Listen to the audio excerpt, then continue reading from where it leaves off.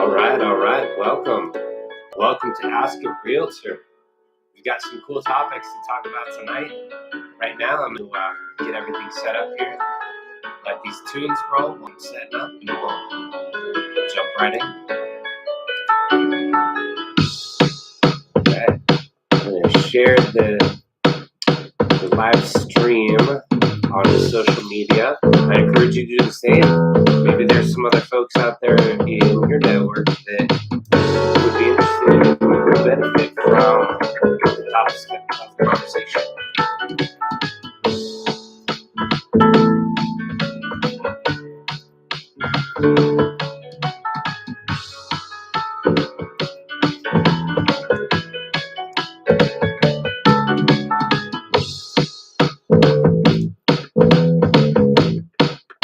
Yeah. Hey, if you're checking out the live stream, leave a comment in the chat for me. Let me know what's good. Let me know if you have any questions for Ask a Realtor.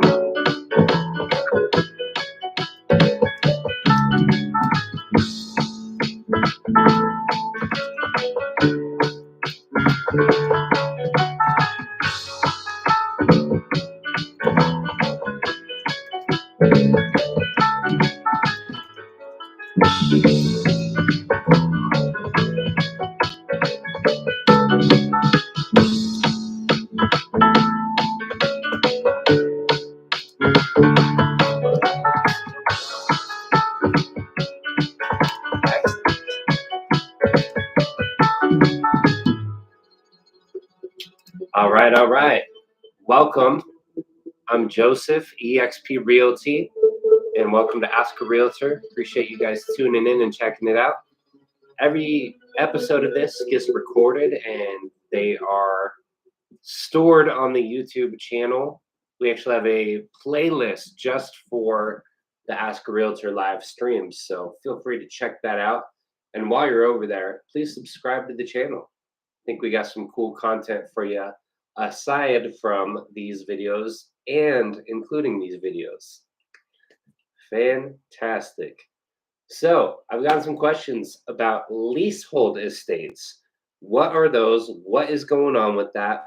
So we're going to dive in. I pulled up some information for you, and I actually learned something about it as well too. So here we go. Leasehold estates. There are some communities that we've seen here in Colorado. I've seen them in the Springs, as well as north. I've seen them in Frederick, Colorado. It's called Leasehold Estates. So what does that mean? In leasehold or freehold arrangements, the property owner grants the leaseholder the right to live on the property for a specified span of time. To hold up his end of the bargain, the lessee will have to make a down payment, only it's far less than what we typically see in a conventional purchase situation. And then after that, the leaseholder pays rent every month, just like your typical tenant. Here's the rub, though, about these leases. Everyone's really familiar with maybe you have a 6-month, a 1-year, 2-year lease on a place.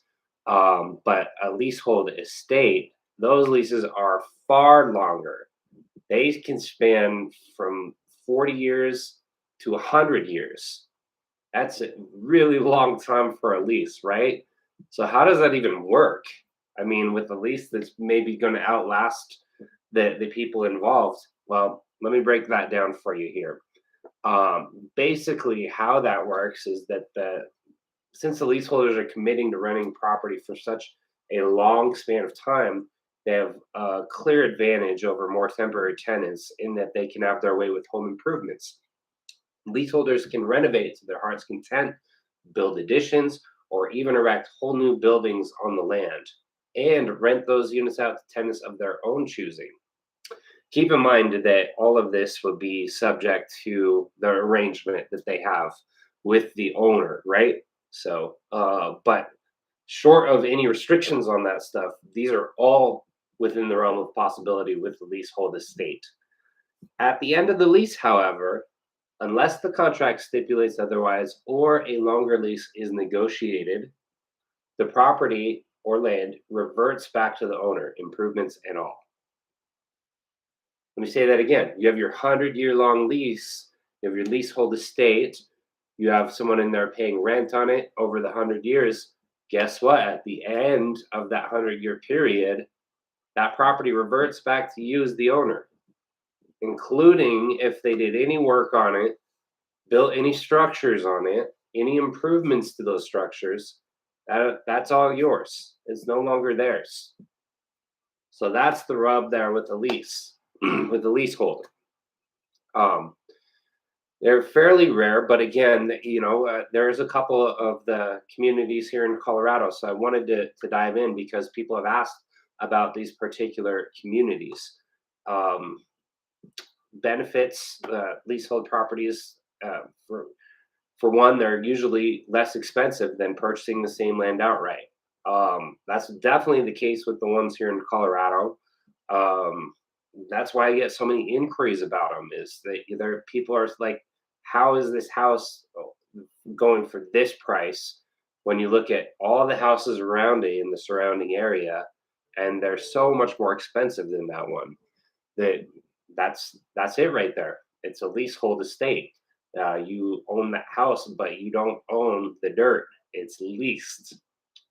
There's typically what they put in there as an HOA fee, um, but it's really covering your rent on the land, and it's far higher than your average HOA, and that's why it's covering the leasehold and paying the rent.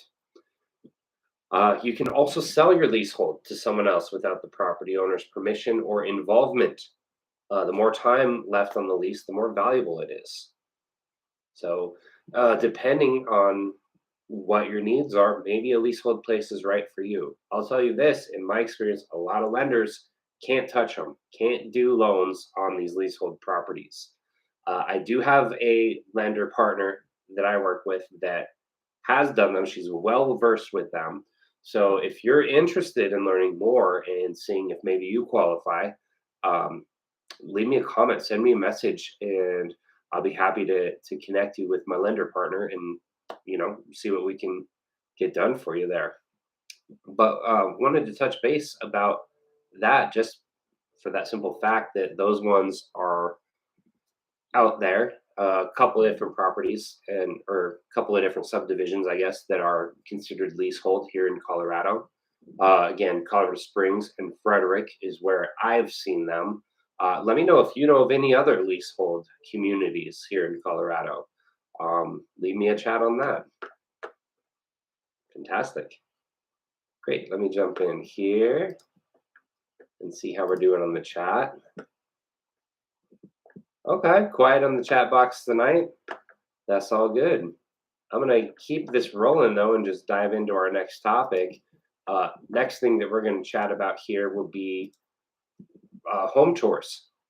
People ask, just as a realtor, how do I set up those home tours? So I wanted to just go into my process, my best practices that I have implemented in my business. When someone sends me a list of properties, they're like, we want to see these properties tomorrow. First thing I do is I take those addresses and I scrub them against the MLS. All right, I'm looking to see if they are still active. So there might be some of them that have just gone under contract.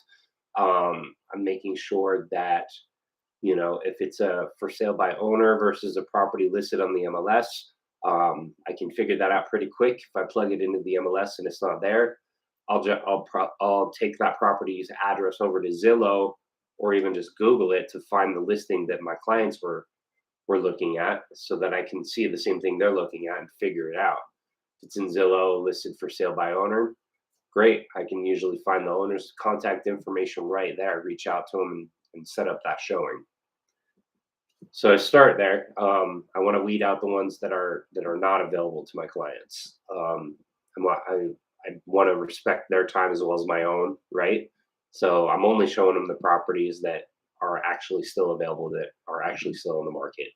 So, thin my list there, figure out which ones are still available, and then I'm taking those and I'm plugging them into Google Maps, and I'm setting up just directions. I'll just go to write down the lists in the order they send them to me to begin with. And usually what ends up happening is I get this crazy route around the city, sending me every which way in that. And then what I'll do from there is take them and move them into an order that makes sense logistically. So my next step after availability is logistics. Step two, making sure that we're setting up a route that works really well, driving wise. We don't want to be zipping back and forth, wasting gas if we don't have to. Um, and then, uh, and then of course, when I guess I skipped a step. I'm finding out when my clients are available to see those houses tomorrow to get a window from them. We're available 10 to 4. Okay, beautiful. We're going to go ahead and look for availability to show these properties between 10 and 4. So I get my logistics figured out, figure out my beginning property, my end property, and then I'm looking at drive times between each one, saying, okay, is this a 15-minute drive? Is it a 30-minute drive between each one? So I can kind of time my drive time between. If I've shown that client homes before, I usually know their style of looking at homes and about how much time they spend in a home. I've got clients that'll spend, 45 minutes going through a home. They want to look in the attic. They want to look in the crawl space. They want to walk the property multiple times. I've got clients that are, they might walk through. It might take them 5 minutes between pulling up the driveway and getting back into their car and taking off. They do a quick walkthrough. They're like, yes, this works. No, this doesn't work. Usually, those are properties that they're not interested in. They can figure out pretty quick, okay, this isn't going to work for us. And we don't know that up front, right? So I'm going to gauge it based on an average time that client spends. And if I haven't met with the client before, then I'm probably going to just book a half-hour showing at least for the first one or the first tour for each property, because I don't want to shoot myself in the foot and leave not enough time. We want to make sure we hit all of our appointments at least as close as we can. The next thing is making sure that those appointments are actually available, that the homes are available during those times to show.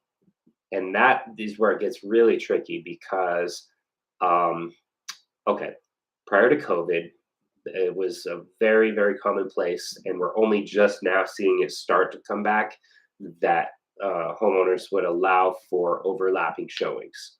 But especially with COVID, when it first hit us, well, first of all, there was a period where we couldn't even show properties. That was really interesting. A few months there, I was selling houses sight unseen, and the only way that we could then go see them is after having an accepted contract. Super fun. I can do a whole separate video about what that was like, but I wanna stay on topic here. So overlapping showings were definitely a thing prior to. Then when that hit, that changed things up tremendously, and then we could only do showings back to back, but no overlap. And even now, there's still homeowners that are, being cautious, which they have every right to be, and they're like, no, I don't want a ton of people walking through my house at the same time. Like, let's limit that and then only do one showing at a time, which is all good and fine until you're the buyer's agent and you're setting up the buyer and the buyer's agent really, and you're setting up these home tours. So if you don't get in soon enough, what happens? That schedule gets booked up. I've literally had homes before where my client sent it to me, 5, 6 o'clock at night. They're like, this looks great. Like, maybe we go see it tomorrow. Well, that house has been on market all day. So by the time we get to it that evening, all those showing windows are booked up for the time that they want to go see it. So it's one of those things that, I advise my clients when we first get started. I'm like, if you see a house come on the market, if you can get a habit of checking for new properties, because I'm sending my clients properties each morning. When they hit the day before, then the very next morning they're getting an email, and we've got those listings hitting their inbox for any houses that match their criteria, their neighborhood, all that. And I encourage them, check it that morning when you get up, before you get out of the house and go to work, and send me the ones that you're interested in, so that I have more time to get those showings scheduled for you around your schedule.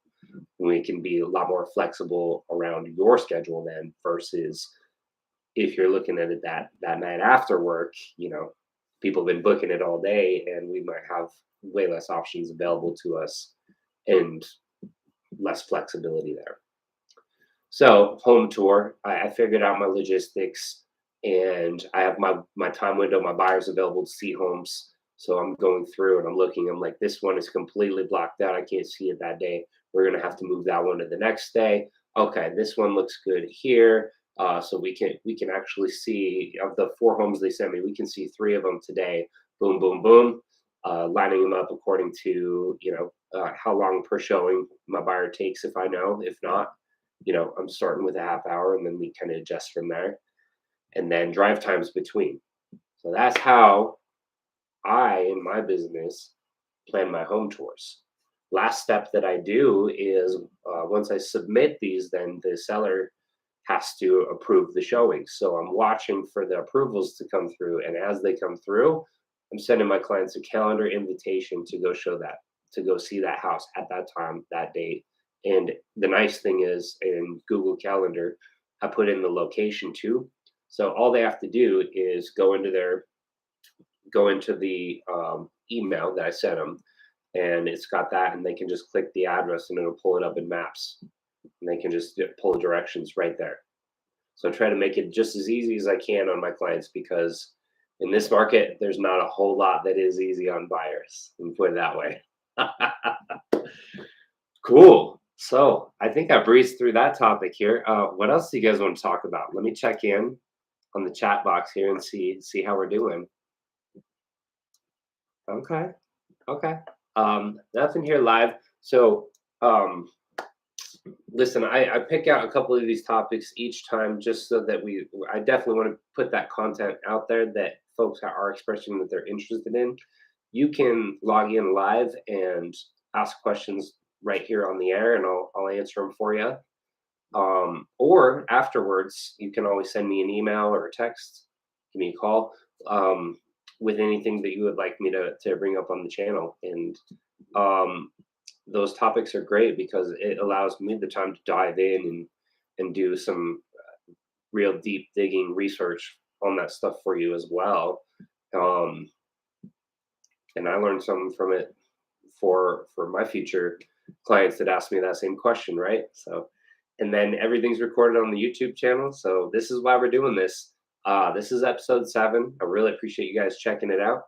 If you're checking it out live, thank you. If you are checking out the recording, there's going to be more of them. So subscribe. It'll let you know when I'm going live. And we're going to keep doing this every Wednesday at 6 Mountain Time.